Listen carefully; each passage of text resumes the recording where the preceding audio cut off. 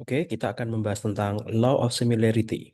Ya, jadi law of similarity adalah the human eye tends to perceive similar elements in a design as a complete picture, shape, or group, even if those elements are separate. Artinya adalah kita manusia memiliki tendensi untuk melihat elemen-elemen walaupun jaraknya terpisah satu sama lain, asalkan elemen tersebut memiliki karakteristik tampilan yang mirip, maka kita memiliki tendensi untuk menganggap elemen-elemen tersebut menjadi satu bagian yang sama, menjadi satu bagian kelompok atau memiliki fungsi yang sama. Ini juga disebut sebagai Gestalt Principle. Nah, em, apa saja visual yang dianggap yang bisa dipersepsikan oleh manusia? Yang pertama adalah bentuk, ukuran, dan warna. Jadi elemen-elemen yang memiliki bentuk, ukuran, dan warna yang konsisten serta mirip, maka tendensi kita manusia akan menganggap elemen-elemen tersebut masih satu kesatuan yang sama atau memiliki fungsi yang sama. Mari kita lihat contoh eh, pengaplikasian dari hukum law of similarity. Nah, Bapak Ibu bisa perhatikan di sini bagian sebelah kiri adalah contoh yang tidak menerapkan prinsip similarity. Oke, jadi sebagai contoh ya antara tombol edit dan remove dibuat sama, padahal em, fungsinya berbeda. Oke, yang edit ini adalah fungsi yang mengubah konten, remove ini adalah fungsi yang memiliki sifat destruktif karena bisa menghapus atau menghilangkan data. Seharusnya buat tombol remove ini dibuat berbeda daripada tombol yang lain. Oke, sehingga hasil yang lebih baik secara prinsip law of similarity adalah semua tombol-tombol yang destruktif itu dibuat memiliki ciri-ciri yang sama. Oke, kemudian bisa dilihat di sebelah sini antara produk atau judul produk name beserta deskripsinya ini memiliki kemiripan. Nah, ini akan membingungkan pengguna karena deskripsi and features ini seperti dianggap seperti judul, padahal bukan ya. Deskripsi and feature-nya sebenarnya adalah subjudul ya, subjudul atau hanya sebuah kalimat keterangan saja. Ya, sehingga kita perlu membedakan antara judul dengan kalimat deskripsi atau keterangan. Contoh similarity yang baik adalah kita memiliki tampilan yang berbeda, ukuran yang berbeda, warna yang berbeda antara judul dengan deskripsi atau keterangan di sini. Sehingga ketika kita meletakkan objek-objek ini atau elemen-elemen ini di beberapa tempat, walaupun jaraknya terpisah, kita bisa langsung memahami bahwa ini adalah judul dan ini adalah keterangan. Oke, jadi ya, inilah yang dimaksud dengan law of similarity. Tendensi manusia melihat kemiripan bentuk, warna, dan ukuran pada elemen-elemen di tampilan layar mereka, dan mereka akan selalu mengingat bahwa elemen-elemen tersebut merupakan satu bagian atau memiliki fungsi yang sama. UX law selanjutnya adalah Miller's Law. The average persons can only keep 7 plus or minus 2 items in their working memory ya. Miller's Law menyatakan bahwa manusia hanya bisa mengingat ya jangka pendek nih 7 sampai kurang lebih 7 sampai 9 item yang dia lihat dan dia bisa ingat.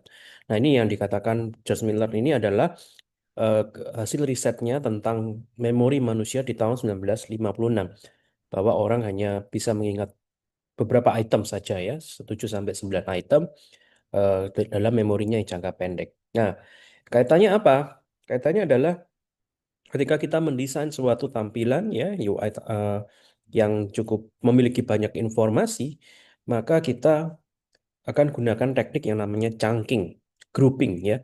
Jadi kalau informasinya sudah terlalu banyak, maka lebih baik dipecah-pecah menjadi em, beberapa bagian menjadi istilahnya chunk-chunk yang terpisah sehingga memudahkan meringankan beban ingatan manusia. Oke. Nah, satu contoh yang terkenal adalah ini ya, Pak Ibu ya. Ketika kita harus menghafalkan nomor HP, nomor telepon, akan lebih enak jika nomor-nomor telepon atau nomor HP ini kita split ya. Kita pecah-pecah menjadi beberapa chunk. Bisa jadi kita memecah berdasarkan 3 digit atau 4 digit ya. Dengan demikian ini akan mudahkan manusia untuk menghafalkan menghafalkan angka-angka yang panjang ini. Nah, kaitannya dengan UI adalah sebagai berikut. Ini contoh saja. Misalkan ada sebuah form yang isinya banyak gitu ya, dan kita tidak melakukan grouping atau pemisahan informasi yang seperti gambar sebelah kiri, maka ini akan lebih susah dicerna oleh otak manusia daripada yang sebelah kanan. Yang gambar sebelah kanan ini isian formnya kita bisa split menjadi beberapa bagian yang memiliki konteks yang mirip ya, sama. Misalkan nama depan, nama belakang kita grupkan jadi satu, kemudian ada alamat rumah ya. Alamat rumah itu meliputi nama jalan, kode pos ya, kemudian kota di mana, provinsinya di mana. Nah, itu bisa kita grupkan jadi satu. Nah, dengan demikian kita bisa membantu user untuk lebih nyaman dan tidak membuat user ini ya beban ke memori user semakin berat. Nah, yang salah kaprah di sini adalah bukan berarti kita harus mendesain menu yang jumlahnya cuma boleh 7. Ya, George Miller itu hanya mengatakan bahwa risetnya dia bilang bahwa memori manusia jangka pendeknya di, dikatakan hanya 7 sampai 9 item saja ya. Sehingga eh, implikasinya pada desain UI adalah kita sebaiknya memisah-misah atau membuat cang-cang atau grouping-grouping eh, jika tampilannya terlalu ramai gitu ya. Kita bisa split menjadi beberapa bagian supaya memudahkan user untuk melihat dan mengingat tampilan kita. Untuk UX Law selanjutnya ada yang kita sebut sebagai Occam's Razor ya. Occam's Razor ini eh, definisinya adalah among competing hypotheses that predict equally well, the one with the fewest assumptions should be selected.